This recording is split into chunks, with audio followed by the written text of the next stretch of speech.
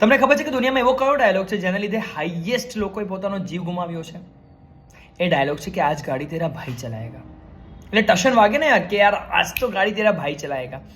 જ્યારે તમને ખબર છે કે તમે એવા સ્ટેટમાં નથી જ્યાં દારૂ અલાઉડ છે, અને એવા મેન્ટલ સ્ટેટમાં નથી જ્યાં તમે ગાડી ચલાવી શકો છો, અને તમારું મન કહે કે તમારું મગજ કહે કે આજ તો ગાડી તેરા ભાઈ ચલાએગા, તારે સમજી જવું જોઈએ કે આ તમે નહીં, તમારી અંદર રહેલો નશો બોલે છે.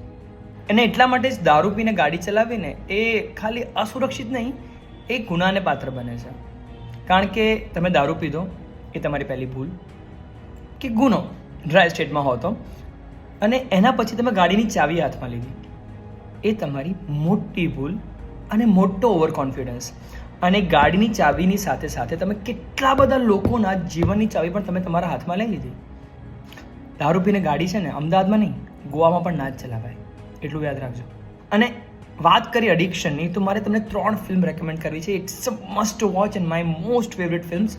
First is Requiem for a Dream, અને it is an amazing story. Please do watch this film. Second is a Beautiful boy.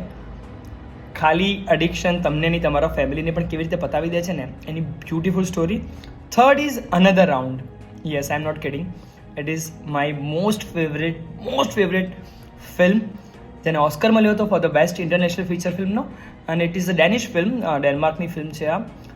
અને જ્યાં એવું હોય કે યાર અમુક પ્રકારનો નશો કરીને અમુક લેવલ સુધી છે ને એ તમને ક્રિએટિવ બનાવે દારૂ, અને આ ક્રિએટિવિટી અમને કઈ હદ સુધી લઈ જાય છે ને, એના માટે you should watch this film another round.